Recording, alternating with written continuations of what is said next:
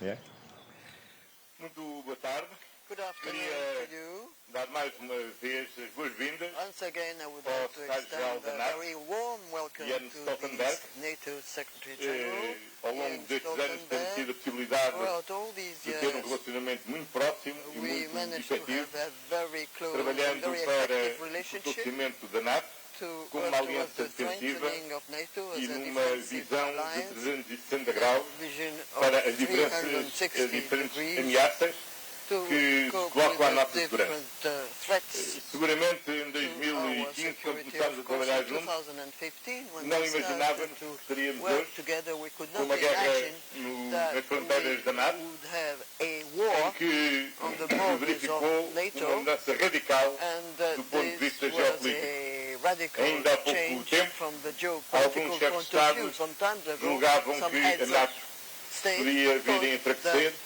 Alguns diagnosticaram mesmo precocemente a sua morte cerebral, mas a verdade é que a primeira grande derrota do presidente Putin foi mesmo a revitalização da NATO, o reforço da aliança transatlântica entre os países europeus, o Reino Unido e os Estados Unidos da América, o fortalecimento da NATO, o que diz a adesão de dois países tradicionalmente neutrais, como a Suécia e a Finlândia, e, portanto, um claro reforço daquilo que é esta grande aliança defensiva, construída em torno dos valores da democracia, da liberdade, que nós continuaremos a trabalhar para reforçar. Portugal é um país fundador da NATO e mantém-se fiel aos compromissos que assumiu, e é nesse sentido que agradecemos esta visita na preparação da próxima Cimeira de Vilnius, onde seguramente iremos poder reforçar aquilo que é a unidade da nossa aliança transatlântica,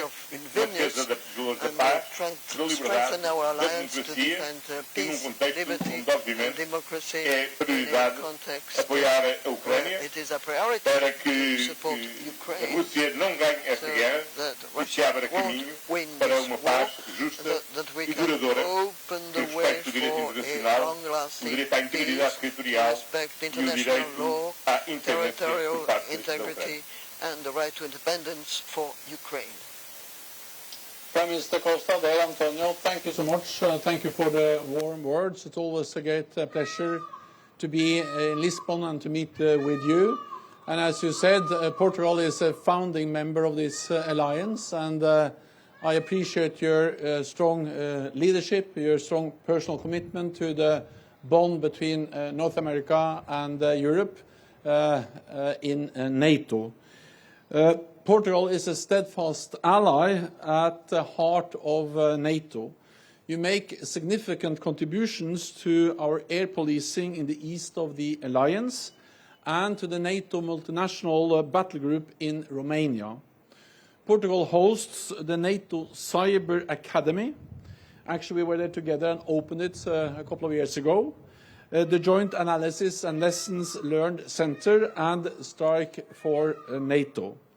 Today, our security environment is more dangerous than it has been since the Cold War.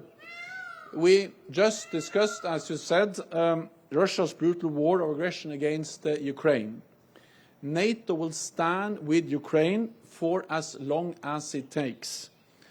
And I therefore thank Portugal for your support, including the delivery of Leopard 2 tanks from Portugal to Ukraine, and your contribution to NATO's comprehensive assistance package.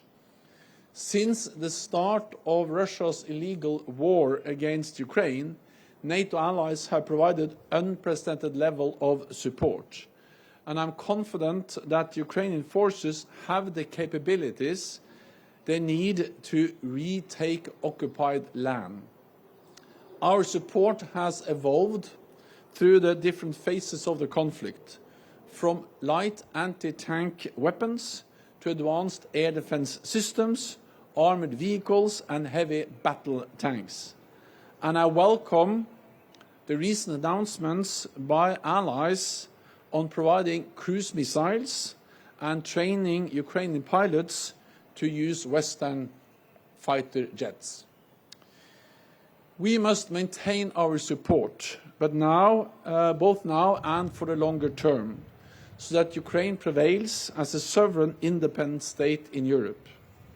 In Vilnius in July, our summit will send a strong signal of support.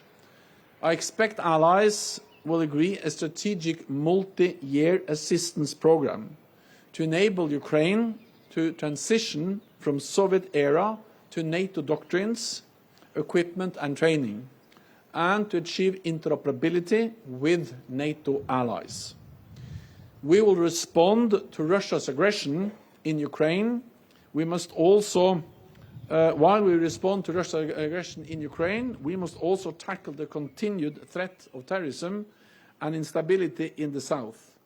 We see Russia's destabilizing actions in Africa and how Russia and China are making inroads in the region.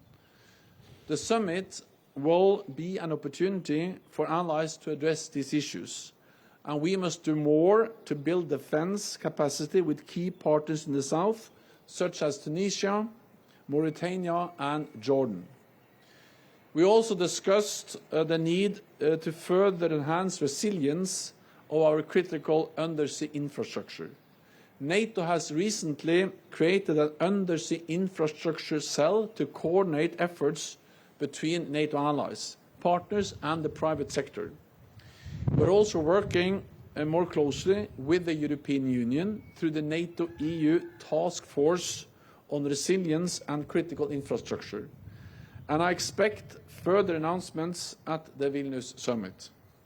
Ensuring our security in a dangerous world means we need to invest even more in our defense and our deterrence. At Vilnius, I expect allies will agree a new defense investment pledge to spend at least 2% of GDP on defense.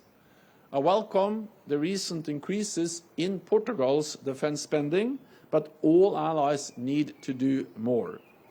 We face many challenges which no country or continent can tackle alone. So we must take bold decisions and demonstrate our commitment to the transatlantic bond. So Prime Minister Costa, thank you again for your leadership, your strong personal commitment, and I look forward to welcoming you to the NATO summit in Vilnius in July. Thank you so much. Thank you, Jens. Thank you.